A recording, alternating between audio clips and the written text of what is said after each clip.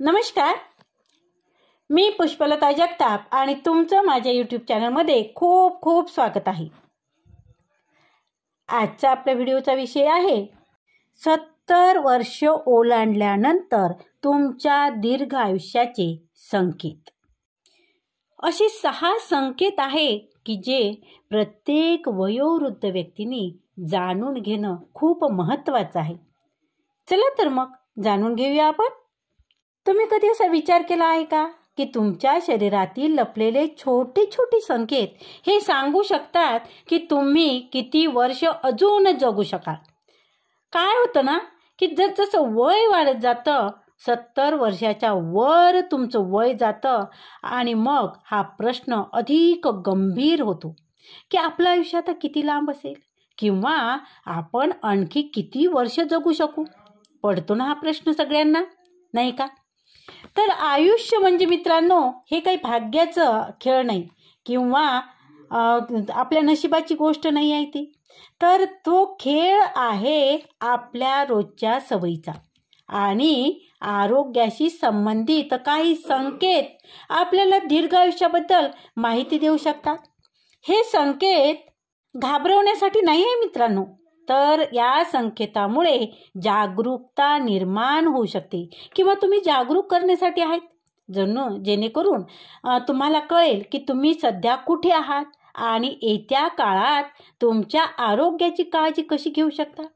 या व्हिडिओच्या माध्यमातून आपण असे 6 वैज्ञानिकदृष्ट्या संकेत पाहणार आहोत की जे वैज्ञानिक दृष्टीने सिद्ध झालेले आहेत आणि त्या संकेताबद्दल आपण आज जाणून घेणार आहोत, जे सांगतात की वयाची 70 गाठल्यानंतर तुमचं आयुष्य अजून किती दिवस तुम्ही नीट जगू शकाल. आणि प्रत्येक संकेत तुमच्या शरीराची ताकद, तुमची मानसिक मजबूती आणि एकूणच आरोग्याशी जोडलेला आहे. आणि काही संकेत शारीरिक असतील, काही मानसिक पण आहे, पण जेव्हा त्यांना एकत्रित समजून घेतलं जातं तेव्हा ते तुमच्या भविष्याचं एक स्पष्ट चित्र दाखवतं तुम्हाला. आणि हो, शेवटचा संकेत कदाचित तुम्हाला सर्वात जास्त चकित करेल आणि तुमची विचार करण्याची एक पद्धत बदलू शकेल. ही एक फक्त वर्ष मोजण्याची गोष्ट नाही आहे मित्रांनो, तर त्या वर्षांना आनंदी कसं ठेवायचं, निरोगी कसं ठेवायचं आणि आत्मनिर्भर कसं बनवायचं हे याच्यातून आपण बघणार आहोत. चला तर मग सुरू करूया का? तर त्यातील संकेत क्रमांक 1 आहे की तुमची चालण्याची गती. वैज्ञानिकानुसार किंवा वैज्ञानिक दृष्टिकोनानुसार 70 वर्षाच्या वयानंतर कोणाच्याही दीर्घ आयुष्याचा सर्वात मोठा संकेत असेल तर तो म्हणजे तुमची चालण्याची गती. हे ऐकायला सोपं वाटलं ना? पण तुमच्या चालण्याची गती तुमचं हृदय, तुमचं फुफ्फुस, तुमचे स्नायू आणि हो, तुमच्या मेंदूच्या आरोग्याबद्दल बरंच काही सांगतं. जर तुम्ही जलद आणि स्थिर गतीने चालत असाल तर हे दर्शवतं की तुमच्या शरीराच्या सर्व प्रणाली एकत्रित मिळून चांगलं काम करत आहे आणि यातून ताकद, संतुलन आणि सहनशक्ती स्पष्ट दिसते. तर जर कुणाची चाल अचानक मंदावली तर हे लपलेल्या आरोग्याच्या समस्येचा एकच संकेत असू शकतो, जे आयुष्याची लांबी किती आहे हे दर्शवतो. आणि म्हणूनच डॉक्टर सुद्धा सांगतात की तुमची चालण्याची सवय, तुमचं मजबूत हृदय, तुमची मेंदूची चुस्ती आणि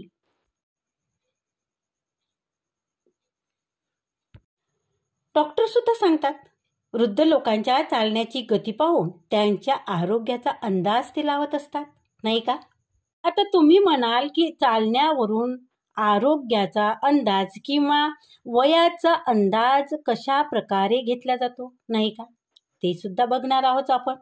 जर रोज फिरत असाल, तुम्हाला फिरायला जर आवडत असेल, वय वाढलं असेल तरी सुद्धा पहिलेपासून म्हणजे जेव्हापासून तुम्ही तरुण होता तेव्हापासून तुम्हाला फिरण्याची आवड असेल आणि रोज तुम्ही चालत असाल आणि आताही वयाचे 76 वर्षानंतर 75 नंतर किंवा 80पर्यंत पोहोचल्यानंतर सुद्धा तुमच्या चालण्याची गती ही जलद असेल आणि तुमचा मेंदू हा तुमचा मेंदू हा तजेलदार असेल किंवा तुमचा मेंदू चपळ असेल, तर डॉक्टर सांगतात की चालण्यामुळे आरोग्य हे तुमचं नीट आहे किंवा तुमचं हृदय मजबूत आहे, तुमचे स्नायू मजबूत आहे आणि तुमचा मेंदूसुद्धा मजबूत आहे असं डॉक्टरसुद्धा सांगतात. हे कुठलं भविष्य नाही आहे. आणि काय होतं ना की जेव्हा आपलं आरोग्य ठीक असतं तेव्हा आपण आपला आत्मविश्वाससुद्धा आपला वाढलेला असतो, नाही का? आणि ह्या सर्व गोष्टीतून आपण संदेश हाच घेतो की जर तुम्ही तुमच्या चालण्याची गती कायम ठेवली तर तुम्ही तुमचं भविष्य सुरक्षित ठेवता. रोज चालणं, संतुलनाचा सराव करणं आणि शरीराला रोज सक्रिय ठेवणं आवश्यक आहे. हा फक्त एक व्यायाम नाही आहे, तर तुमच्या शरीराला हा संदेश देण्याचा एक मार्ग आहे की तुम्हाला वर्षानुवर्ष सक्रिय आणि मजबूत राहायचं आहे. आता बघूया संकेत क्रमांक 2, फुफ्फुसाची क्षमता किंवा श्वासाची ताकद. तर 70 वर्षाच्या वयानंतर कोणाच्याही दीर्घायुष्याचा मोठा संकेत जो असेल आणि तो म्हणजे फुफ्फुसाची क्षमता. म्हणजेच तुमचं शरीर किती खोल आहे आणि सहज तुम्ही श्वास घेऊ शकता आणि त्या ऑक्सिजनला प्रत्येक पेशीपर्यंत तुम्ही पोहोचवू शकता. जर तुमचा श्वास खोल आणि शक्तिशाली असेल तर याचा अर्थ तुमचं हृदय, स्नायू आणि मेंदूला पुरेसं पोषण मिळत आहे. पण जर श्वास घेण्याची क्षमता कमजोर झाली तर लवकर थकवा, स्मृतिभ्रंश आणि आजारांचा धोका मात्र वाढू शकतो. आणि वृद्धांमध्ये फुफ्फुसाचे आरोग्य हा सर्वात मोठा संकेत आहे की शरीर येत्या वर्षामध्ये स्वतःला किती वेळ सांभाळू शकेल, तुम्ही स्वतःला किती वेळ देऊ शकाल किंवा तुम्ही स्वतःला किती वेळ सांभाळू शकाल. प्रत्येक श्वास तुमच्या सहनशक्तीचं आणि धीराचं एक माप असते मित्रांनो. आणि जेव्हा फुफ्फुसाची ताकद घटते ना तेव्हा खोलीच्या एका टोकापासून दुसऱ्या टोकापर्यंत चालणंही कठीण वाटू लागतं. जेव्हा तुमच्या बेडरूममध्ये तुम्ही जेव्हा पलंगावरून उठता ना तेव्हा तिथून उठून तुम्हाला दार उघडण्यापर्यंत तुम्हाला श्वास लागू शकतो. तुम्हाला तेवढे पावलंही कठीण वाटू लागतात. हळूहळू ही समस्या आत्मनिर्भरता कमी करते. हो ना, बरोबर ना? आणि याचमुळे तुमचं आयुष्यमान कमी सुद्धा करू शकते. पण काय आहे की चांगली गोष्ट ही आहे की लक्ष देऊन हा संकेत मजबूत सुद्धा केला जाऊ शकतो. तुम्ही जर स्वतःवर काम केलं, स्वतःकडे लक्ष दिलं तर तुम्ही पुन्हा ह्या संकेताला मजबूत करू शकता. तुम्ही चालून बघा, तुम्ही जिना चढून बघा. तुम्हाला जिना चढताना जर श्वास लागत असेल तर तुम्ही त्याकडे दुर्लक्ष अजिबात करू नका. काही गोष्टी तुम्हाला इथे कराव्या लागणार आहे. तुम्ही रोज श्वास घेण्याचा सराव करा, रोज खोल श्वास घेण्याचा सराव करा. सोबतच तुम्ही पार्कमध्ये जा, फेरफटका मारा, थोडंसं तुम्ही सकाळ संध्याकाळ हलकासा फेरफटका मारू शकता.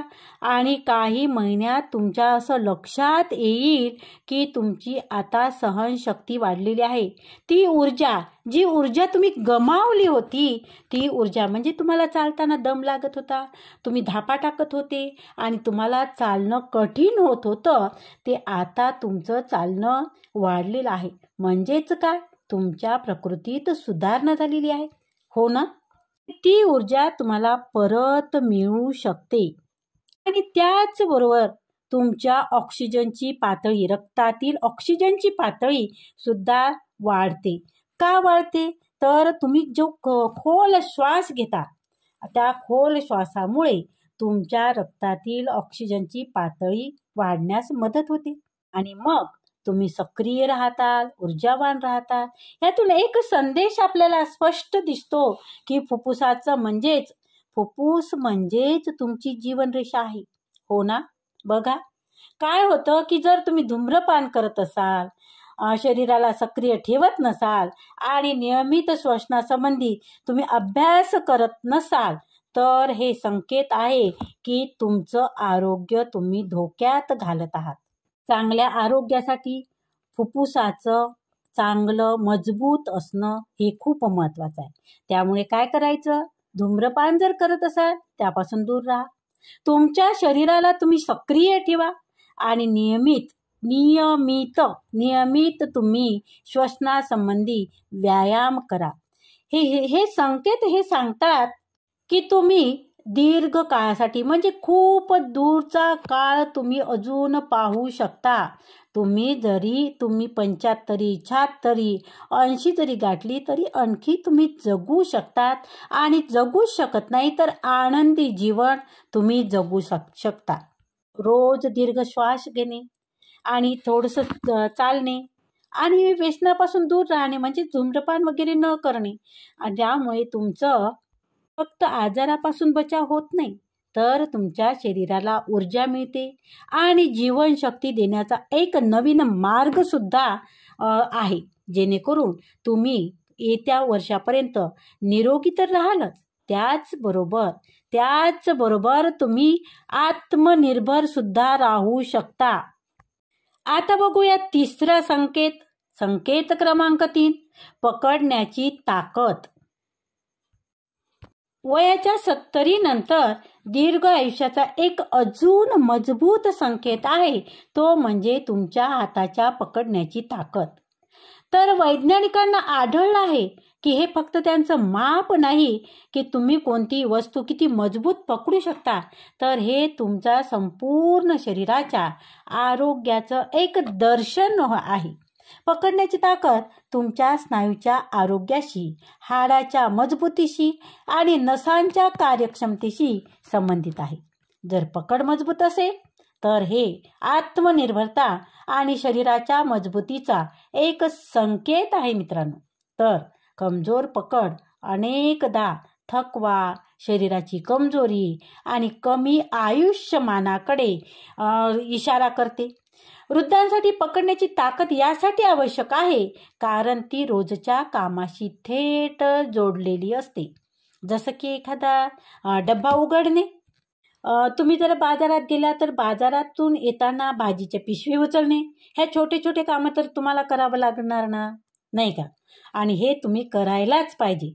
जर तुम्ही बाजारातून येताना तुम्हाला जर भाजीच्या पिशव्या उचलताना कुठलाही त्रास होत नसेल किंवा कोणतीही वस्तू घट्ट पकडणे, एक चांगल्या पकडीचा अर्थ असा होतो की तुमचे हात आणि शरीर अजूनही तुम्हाला आधार देत आहे. आणि संशोधनातून असं दिसून येते मित्रांनो की मजबूत पकडीचा संबंध थेट हृदयविकार, स्ट्रोक आणि अगदी स्मरणशक्ती कमी होण्याचा धोकाही कमी करू शकतो. ही फक्त हाताची ताकद नाही बरं, तर संपूर्ण शरीराच्या मजबूतीचं एक प्रतीक आहे. आणि हो, लक्ष द्या तुम्हाला जर जाणवत असेल की आपल्या हाताची पकड कमी झालेली आहे, तुम्हाला पाण्याची बॉटल, साधी गोष्ट घेऊ आपण, तुम्ही बाहेर फिरायला गेला, तुम्ही सोबत पाण्याची बॉटल वापरताना आणि ही पाण्याच्या बॉटलचं झाकण जर तुम्ही सहज उघडू शकत नाही, तर यावर काय होईल की तुमचा आत्मविश्वास कमी होतो, की तुम्हाला लगेच वाटायला लागतं की आता माझं काही खरं नाही, मला परावलंबी राहावं लागेल किंवा माझं कोणीतरी करावं अशी तुमची भावना निर्माण होईल. हो की नाही? परंतु घाबरू नका.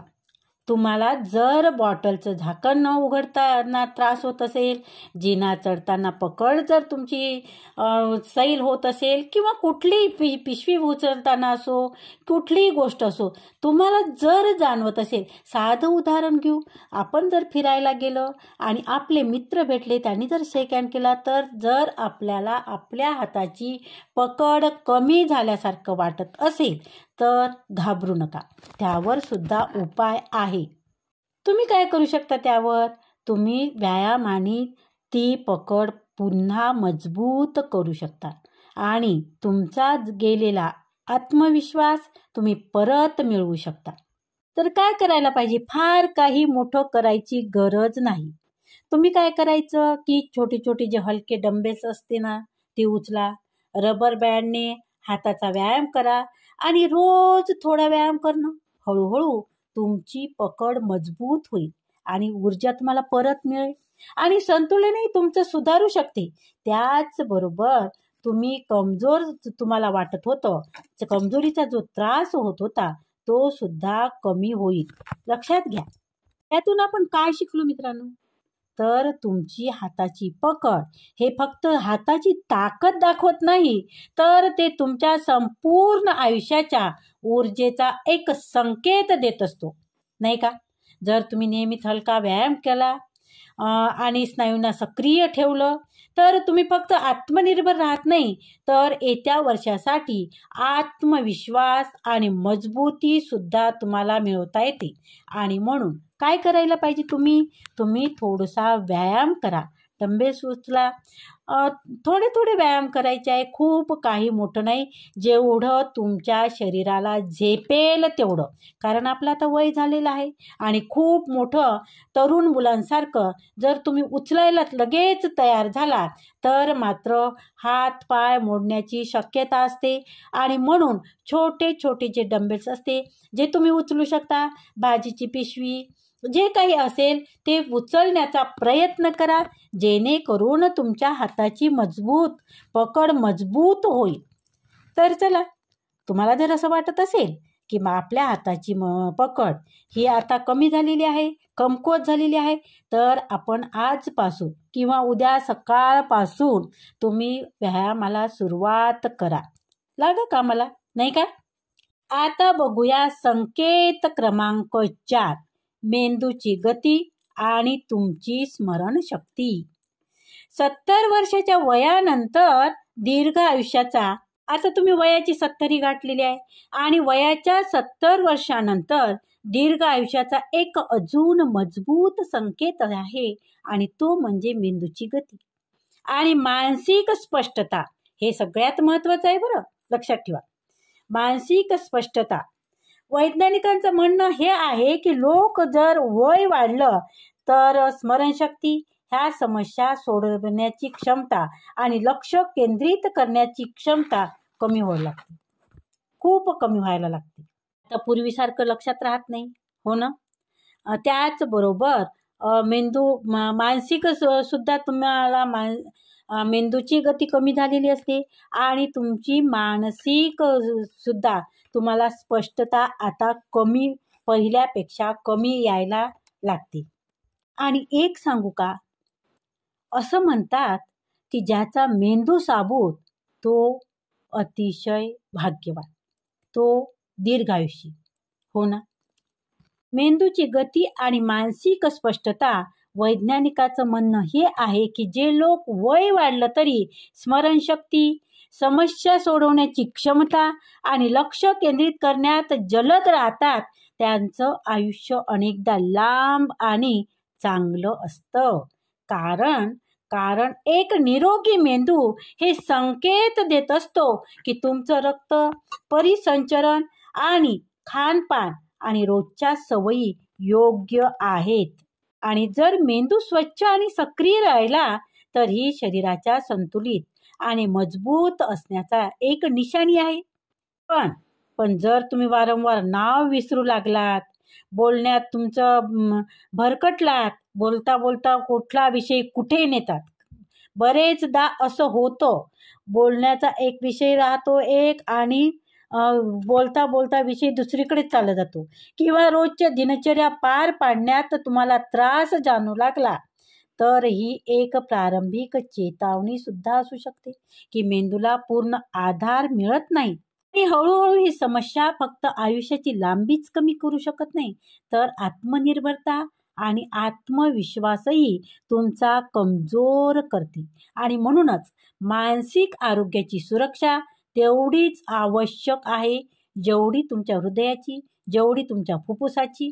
काळजी घेणं तेवढीच मानसिक आरोग्य सुद्धा तेवढंच गरजेचं आहे.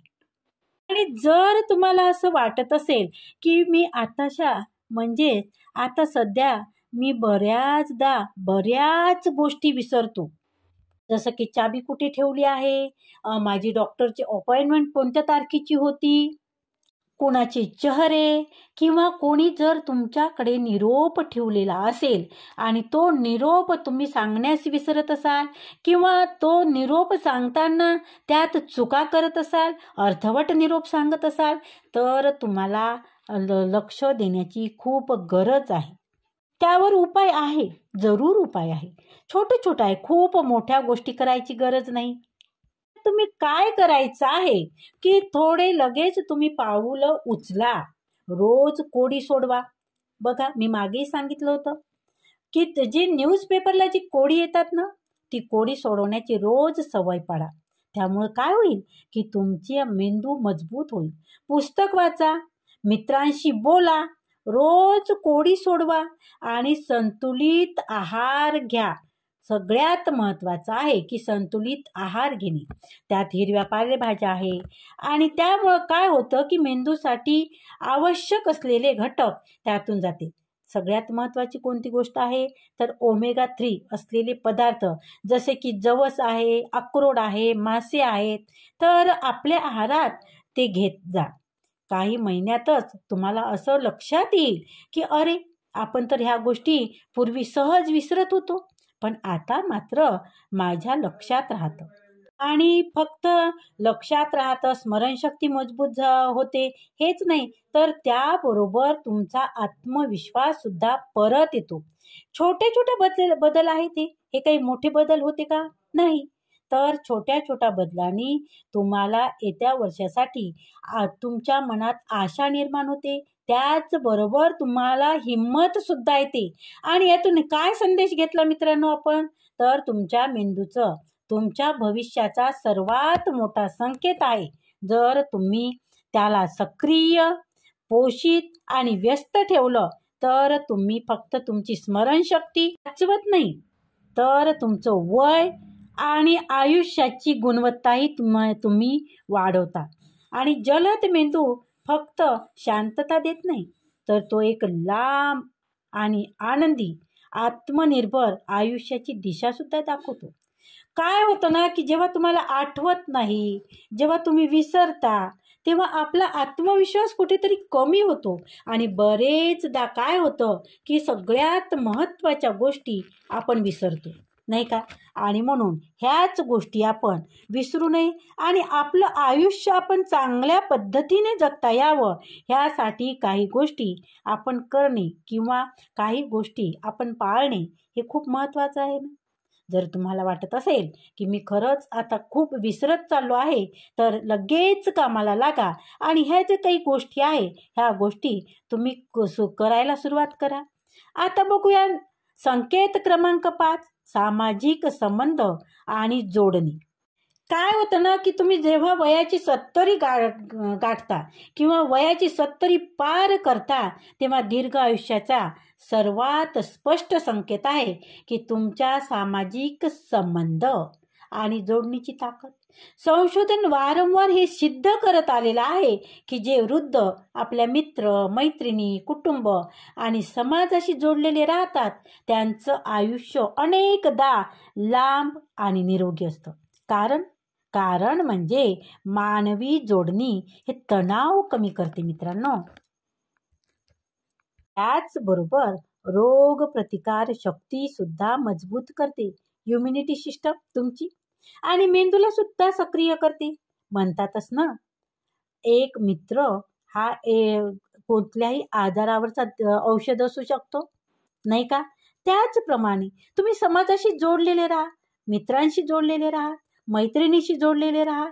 त्यामुळे तुमचा जे तणाव आहे, जो तुमच्या मनावर, तुमच्या शरीरावर तो वाईट परिणाम करतो, तो तणाव कमी होईल. तुमची रोगप्रतिकारशक्ती वाढेल आणि मेंदूसुद्धा सक्रिय होईल. आणि दुसरीकडे काय होतं माहीत आहे का? दुसरीकडे हे होतं की एकाकीपणा हा तुम्हाला तितकाच हानिकारक असू शकतो. कारण जितकं धूम्रपानाने किंवा लठ्ठपणा हा दीर्घकाळ एकटं राहणं, डिप्रेशन, स्मरणशक्ती कमी होणं आणि शारीरिक आजारापर्यंत नेऊन पोहोचवतं. आणि म्हणून एकटं न राहता, एकाकी न राहता आपण समाजाशी जोडलेले राहणं खूप महत्त्वाचं आहे. तुम्हाला लक्षात आलंय का की एकटं राहण्यामुळे बरेचदा डिप्रेशन येतं, स्मरणशक्ती कमी होते आणि लठ्ठपणा सुद्धा येतो. दीर्घकाळ एकटं राहिल्यामुळे, एकटं बसून राहिल्यामुळे आणि बऱ्याच आजाराचं त्या निमंत्रण सुद्धा मिळतं. आणि म्हणूनच मित्र मैत्रिणीसोबत हसण्या खेळण्याने रक्तदाब नियंत्रित राहतो, बोलण्याने मेंदू उत्तेजित होतो आणि कोणीतरी काळजी घेतल्याने हृदयाला एक प्रकारची शांती मिळते.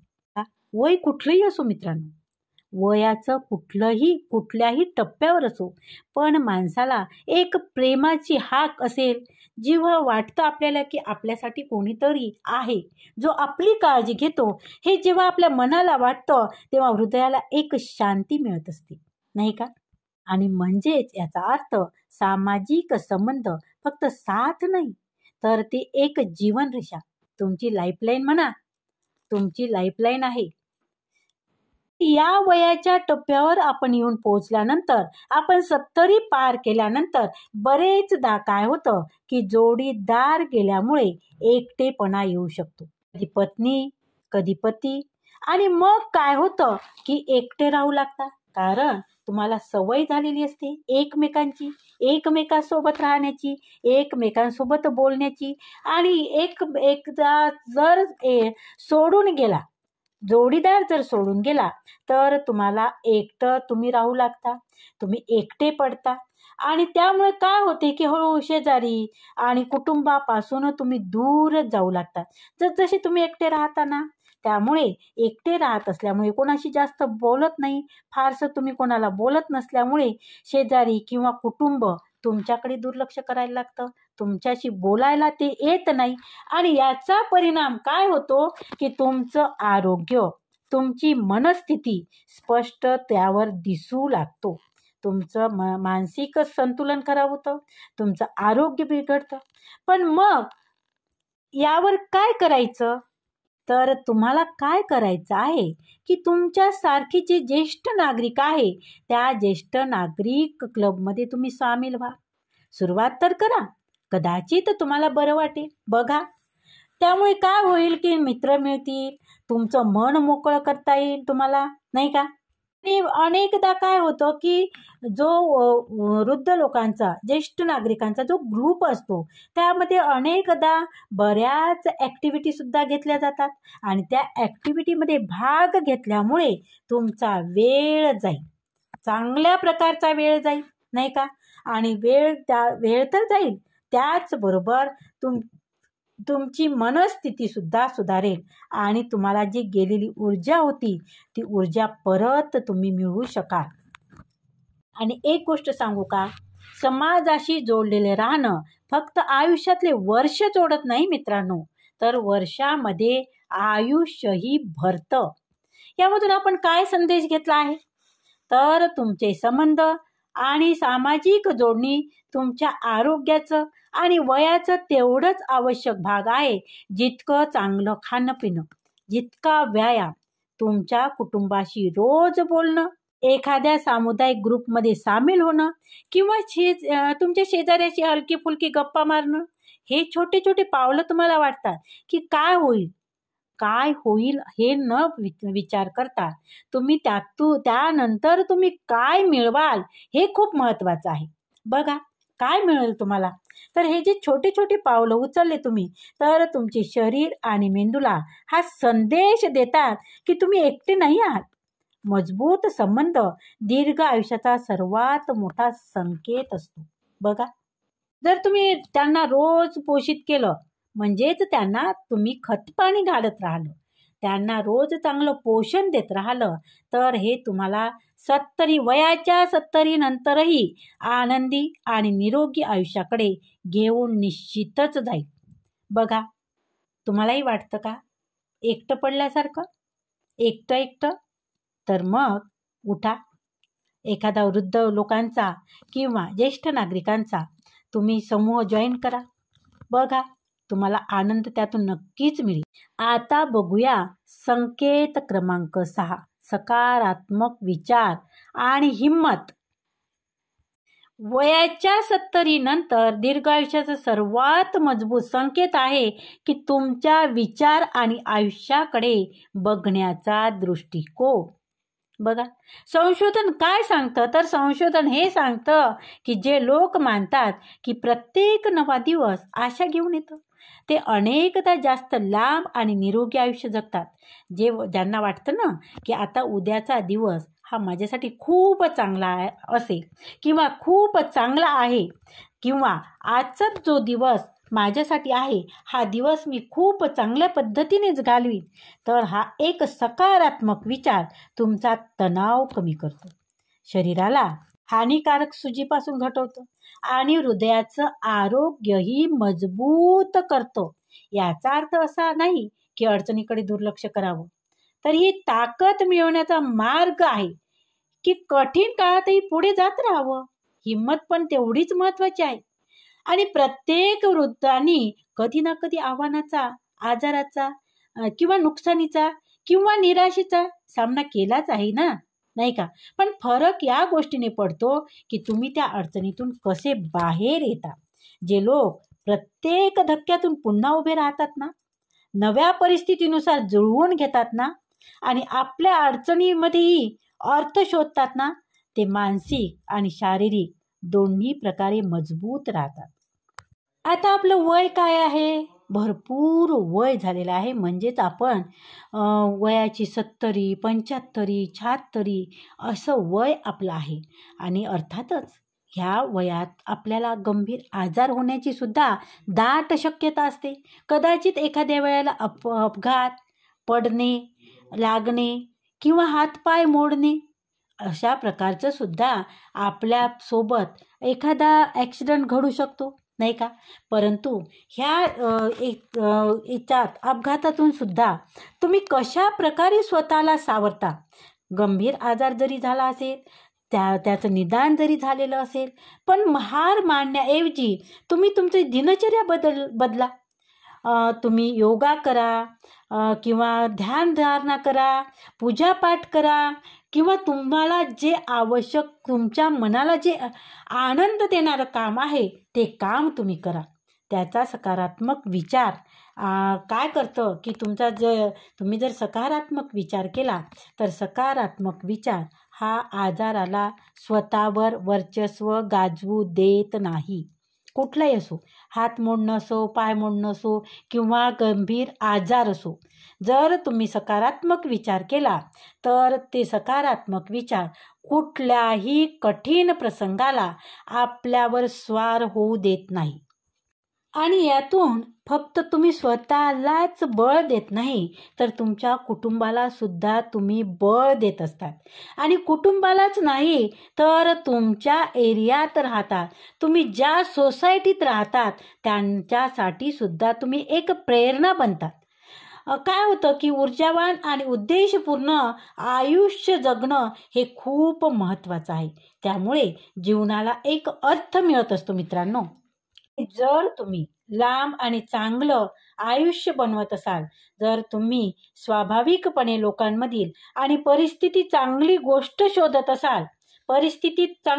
शोधत असाल किंवा एखाद्या अडचणीनंतर स्वतःला पुन्हा सावरत असाल, तर तुमच्याकडे आधीपासूनच दीर्घ आयुष्याचा सर्वात मोठा मजबूत संकेत आहे. संदेश स्पष्ट आहे मित्रांनो. इथे सकारात्मक विचाराचा अर्थ हा नाही की सर्व काही परफेक्ट आहे, असं तर होत नाही. नेहमीच सगळ्याच गोष्टी व्यवस्थित, बरोबर किंवा आपल्याला पाहिजे तशाच असतील, परफेक्टच असतील असं होत नाही. पण याचा अर्थ हे आहे की आपण मानणं की आयुष्यात अजूनही खूप गोष्टी आहेत ज्याची काळजी घेतली जाऊ शकते आणि ज्या जगल्या जाऊ शकतात. जर तुम्ही हा विचार तुमच्या सोबत ठेवला तर हा फक्त तुमच्या आयुष्यात वर्ष जोडत नाही, तर तुमच्या वर्षामध्ये आयुष्यही भरतो मित्रांनो. बघा, विचार करा.